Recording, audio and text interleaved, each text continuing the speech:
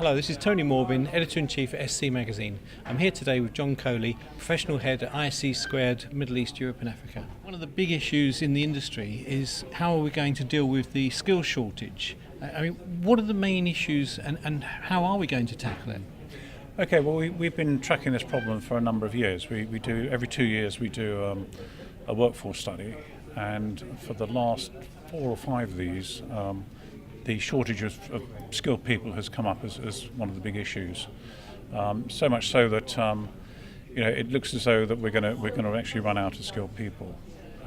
So part of the problem is that people are looking for experienced people.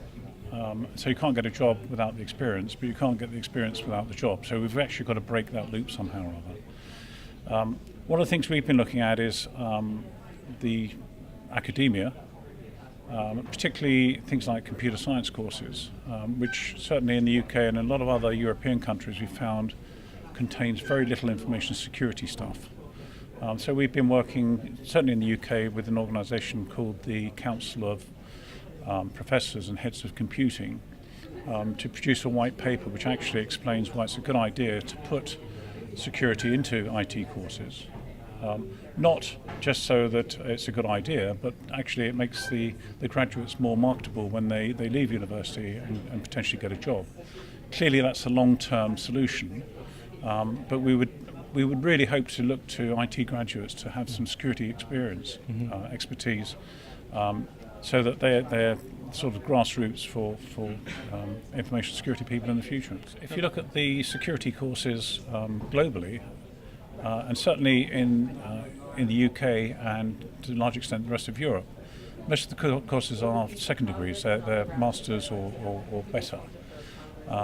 So these are people that have already got one skill and they're doing it for other reasons.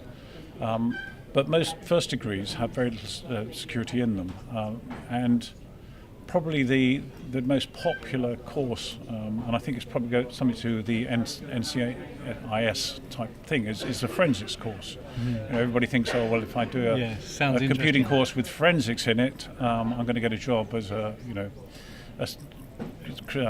crime scene investigator. But those courses don't necessarily equip people to actually get a job in that industry. So if we've not got the numbers coming through in the education side, and obviously we are addressing it, but it's going to be some time before we get there, then presumably we're going to need to take more people transferring over from other aspects of IT that are actually in work. I mean, what should they do if somebody's interested in getting into security, they have a good technical background, but they don't have a security background? Well, again, that is the catch-22. How do you do that?